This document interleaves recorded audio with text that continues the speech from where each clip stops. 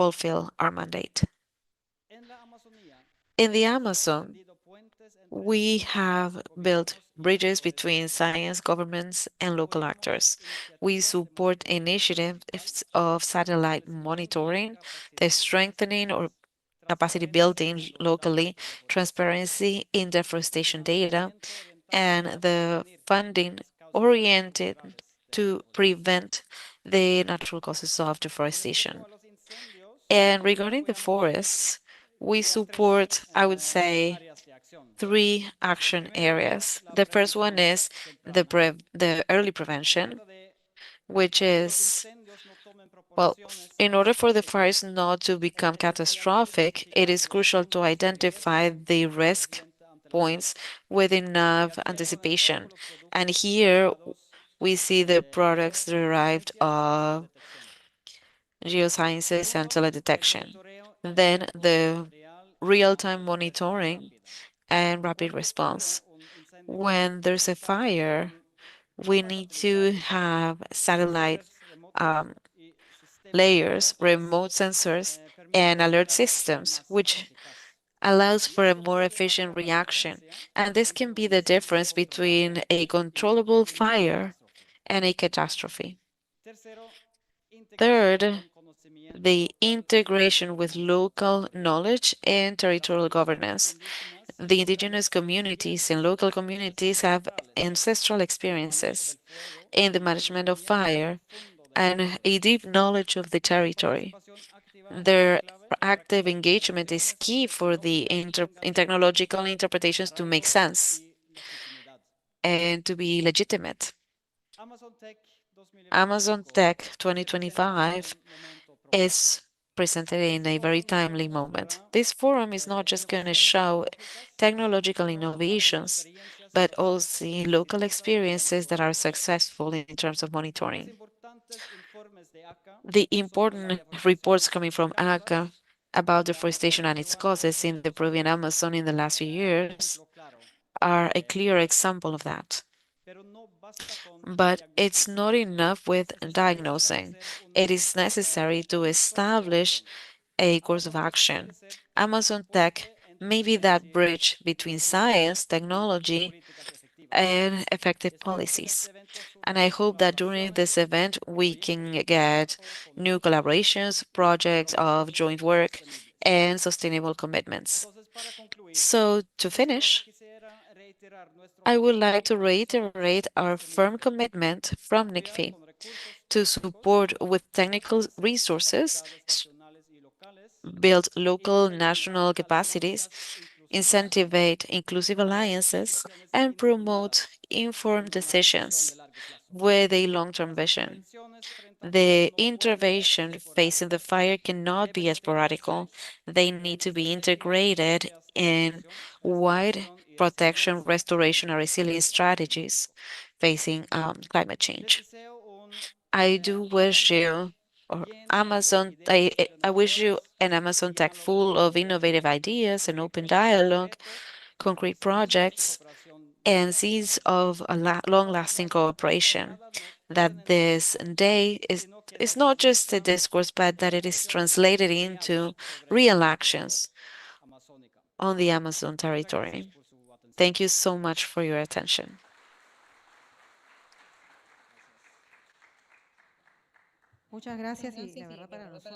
Thank you so much. And honestly, for us, the cooperation of Norway, NICFI, is key in that long-term commitment that they have with the conservation of biodiversity and the Amazon. And I thank you for that. Now I would like to invite Juan Loja. He is a technical director of projects so that he can help us conduct the technical part of the event. Go ahead, Juan. A round of applause for him.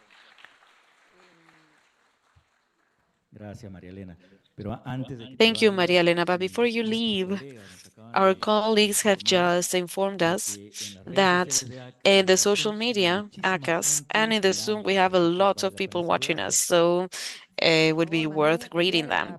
Yeah, actually, I would like everybody to please, so that we can make Amazon Tech a trend, and in that sense, have an Amazon Tech next year. We do need your collaboration. I know that many of you are not tech natives, but I would ask you to please tag us with this hashtag, Amazon Tech 2025. And as my Z generation was explaining, there's two ways to do it. Maybe you can take a picture of whatever is circulating in the rest of the day, tagging us with that hashtag, or just commenting something that you have found interesting. And actually, if you can allow me, we're gonna take a selfie, because also my son did ask to get to see what the Amazon tag was like. So if you can allow me, how about we take a selfie with you? Let's see if I can. Young Juan, please get there. Oh, but we cannot see Lupe here.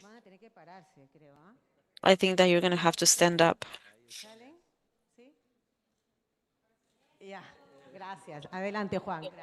Gracias, María Elena. Thank you, Marilena. Bien, vamos a empezar el Okay, Amazon Tech con so este we're gonna primer start segmento. Amazon Tech with this first segment.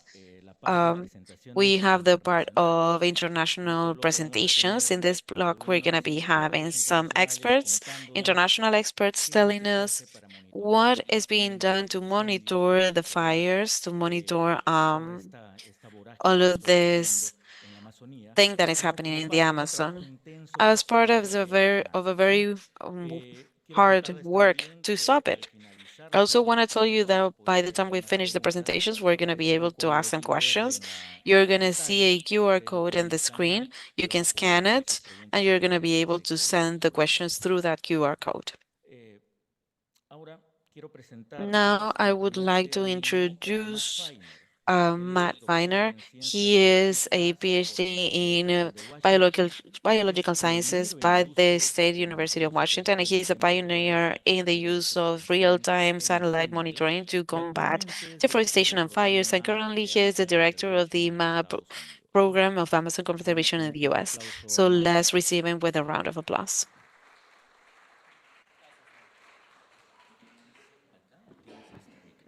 Creo que voy a utilizar esto.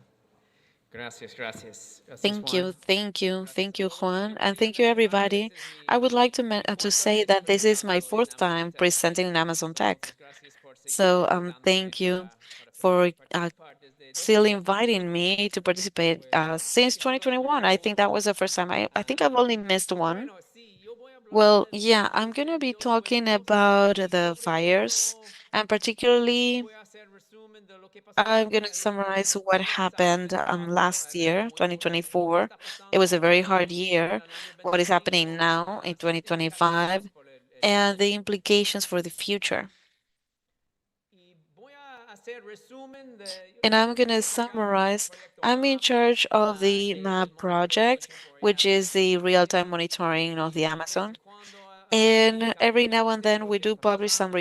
some reports of what's Vamos going más de on. 200 So reportes en los últimos actually 10 años. we have published Y yo over voy a 200 dar reports in the last resumen 10 years. So I'm going to de summarize uh, reportes recientes one of our recent a reports deforestación about y incendios deforestation and el año pasado, antes de fires last pasar a year. discutir lo que está pasando ahora. So, Before discussing what's going on un now. link abajo si quieres buscarlo. There's a link down So, here ese if es you el want to look map, for it. So el this mapa is que estaba the map en el estudio. Y lo that we que had in the tenemos study. And ahora what we have now en in the amarillo y rojo data es in la yellow and deforestación, red is the deforestation, los puntos más calientes de the deforestación. hotter Pero lo spots que of tenemos ahora son deforestation. But datos what we have directos de los now is incendios. really good Y data en of the morado fires. And in son los purple, lugares donde los those are the fuegos places, más intensos the en more la intense Amazonía el fires año in pasado the y Amazon todavía last year, persisten. just to Como look se at the puede pattern. ver And muy we can claramente see que clearly that la gran concentración de los the great incendios concentration of the en fires Brasil, creo que yo puedo, in Brazil, I think I can do la it. parte este de Brasil, Um, the Pará, Mato eastern part of Grosso, Brazil, Pará, Mato Rondônia, Grosso, Rondônia, hubo there were many incendios en Bolivia, fires fuertes, in fuertes, Bolivia. en Perú, en such a big story in Peru, in Madre de Dios. I'm gonna be talking in more detail um, about those results, but that is sort of the wide overview of what happened last year. Y lo interesante es podemos convertir esta mapa en datos. So, tenemos este And the tipo de interesting thing is datos that we can turn para this map into separar data. We have this kind of data los to separate the deforestación y loss of fuego. fire So, due to deforestation and to fires. verde es la So in this green map, deforestación, we rojo have the es loss due to deforestation, and the red one is the tenemos fire. estos And datos, as you can see, we have this data for the last 20 years, del 2021. almost So, since tenemos un 2021. buen panorama de lo que está So pasando we have a good en overview of términos what's going on in the de Amazon in terms of fires. And también es para enfatizar que esta es and to pérdida highlight de that bosque this is primario. loss of La primary línea rojo forests. no So es the red toda la área line is quemada, es not the solo whole la área de area that bosque was burnt, primario. just the primary So, forests. entonces es una So medida de los it's bosques just a measurement más of graves que the han en bosque, ¿no? most serious Rojo loss that we no had está in the mostrando forest. Like fires the red one is, the red line is fuegos not telling us en about bosques fires ramas y zonas agrícolas. Solo está hablando agrarian de areas and fuegos en other bosques. forests. We're just talking about primary ¿Qué, forests. qué puede ver So en what can este we cuadro? see in this Obviamente chart? puede ver que el Obviously, we can 2024 see fue el that año 2024 was por a record lejos. year Puedes by ver far.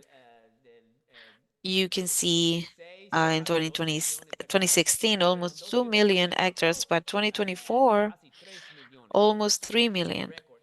So that's a Y record. como Meg estaba And mencionando, as Meg ese was es saying, fuegos en bosque primario. these No es are nomás forests in todo área primary quemada. forests. It's Casi not 3 the millones de whole of the hectáreas area de that was bosque burned, but primario almost 2 million afectados. hectares in primary forests that were harmed by the Una fires. cosa muy interesante, y creo que una de las cosas más importantes que yo voy a An decir, interesting thing and one of the cuando most important estábamos things mirando that estos I'm going to say is that patrones, when we're looking at these patterns, vimos algo súper we importante saw para something that entender is very mejor important to el futuro. understand for Es today que and for the future. hay It fuerte seems like there is influencia a very strong debido a connection los temporadas in terms fuertes of de the incendios y el big fenómeno del fire niño, seasons and the fenómeno El natural Nino del El phenomenon, Niño, the natural es phenomenon of the natural, El pero Nino. es It's a condiciones natural phenomenon, but muy it's very calientes, hot secos. conditions, very dry El conditions. año pasado So last fue year, el Niño fuerte.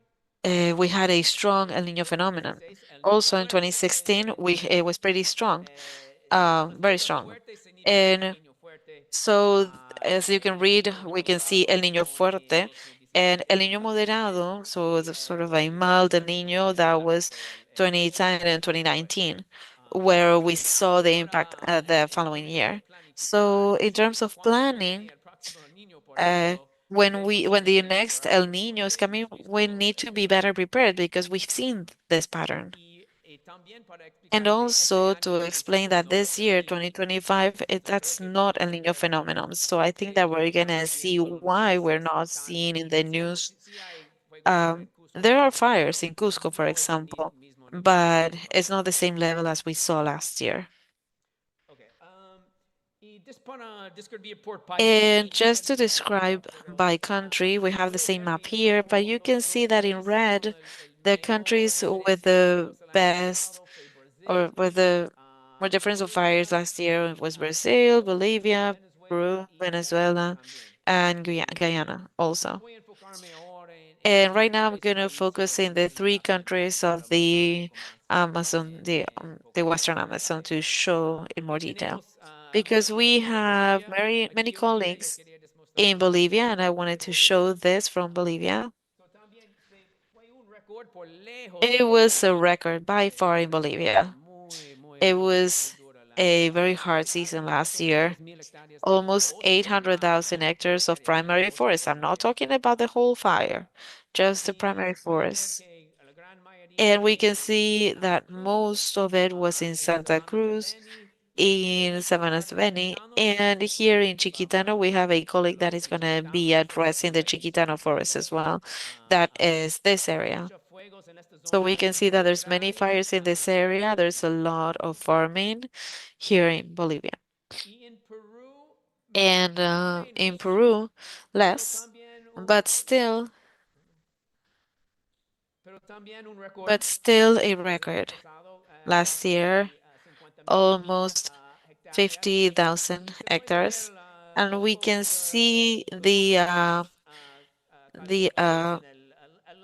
the hottest spots close to the interoceanic road, close to the Iberia locality, and the central part where we have the Menonitas. Also in Bolivia, it's also the Mennonite area, so there's a connection between Mennonite deforestation for farming and the fires.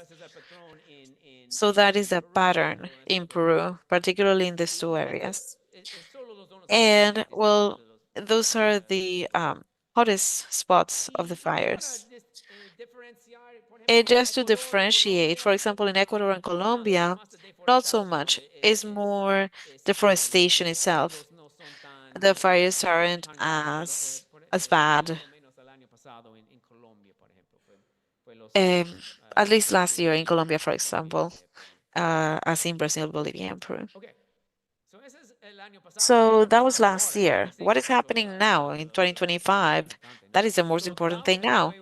So since it was a very bad year last year, I was analyzing what was going on, what's been going on in May, June, July. I was ready for another bad season last year, but but it didn't happen. So what I'm going to show here is very interesting data from an app that was created by ACA. Luso Villa, he's back there. He created the app. But this app, what I'm going to show is data from fire. I'm sorry, from aerosol, from fumes, basically, not fire, fumes. Um, so what we're seeing in these maps is yellow, orange, and red. That means areas of fires that are burning a lot of biomass and creating a lot of fumes. And these are daily data. So for example, this was August 10. I'm going to show the same day in 2024 and then 2025. So this was August 10. That was the overview in 2024. So you can see that it was pretty bad in Pará, the Amazon. So the fire season was already moving. But 2025, it was calmer.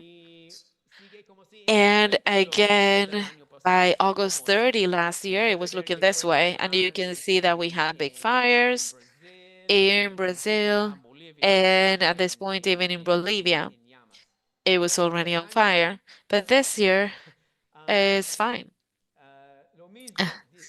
And the same, September 10th, you can see in the part of Bolivia, it was very extreme. This year, it's um, it's not as bad. And also, this is the most recent one. So, so an important lesson is that we need to get ready for the next El Niño phenomenon. So in this data, we have calculated that in these 20 years, we have lost or impacted almost 11 million of hectares of fires and other 34 million hectares to add all of this data. And so what are the implications of this deforestation and fires? So in the Amazon, we have lost almost 90 million hectares, and that we're already here in the left part, we have the Amazon, the original Amazon, and this is the current Amazon, where we can see the accumulation of deforestation and forests that have already affected almost 14% of the Amazon, almost 90 million of hectares. So what does this mean for the Amazon? So we just published a new report in English, but we do already have the version in Spanish that is going to be published in 2 weeks, where we try to understand the implications of all of this deforestation and fires that have been accumulating throughout the years. So I'm going to give you a summary of the study because I do think that is very important for the future. Something to explain is all of the water, all the rain, all the Peruvian Amazon, for example, all of the water comes from only one source, one place. It's all coming from the Atlantic Ocean. It's not coming from the Pacific, it's just the Atlantic. So the water needs to travel thousands of kilometers in order to get to Peru. And in order to do this, lots of water falls as rain and it's being recycled by the forest itself. And it's going to continue as a river, as a flying river. So then the rain drops again, is recycled by the forest. So this recycling can happens 2, 3, 4, 5, 6 times for the water to travel from the ocean all the way to Peru, for example. So then, but the scientists are wondering, okay, but what happens if we lost the forest and we don't have this recycling system for the water? Is it possible for us to break this flow of the flying water, flying river? That is the famous point of no return or inflection point. We can actually break the system of recycling of water from the ocean and break this cycle. So this study, we researched this phenomenon. So in 2 minutes, I have to summarize this whole thing. So we did three important things. One is that the part of the Amazon that depends the most of this recycling system for the water is the south west part of the Amazon, so Peru and Bolivia. And that makes sense because the water has to travel so far to get to this place. So the south of Peru, for example, the Manu area, for example, depends a lot of the forest to recycle the water from the ocean. Second, is that this flow of the water changes a lot throughout the year. So, for example, during the wet season, which is January, February, the route and it's in the north this way. But during the dry season, like July and August, the route is more direct. So third, to combine all of this, if we place in these routes the quality of the forest, if it's forest or deforestation, we can see that the route of the wet season is pretty intact. There's not a lot of deforestation in this area, but we can see the route during the dry season. It has to cross these fronts of deforestation. 1, 2, 3, 4, 5 fronts. So that is the worry right now. That is the concern that in this area we're going to reach a point where there's so much deforestation and fire that it's going to break this flow during the dry season when the fires have the largest degree of stress. So to finish, so the priority is to maintain this flow on Brazil throughout the dry season.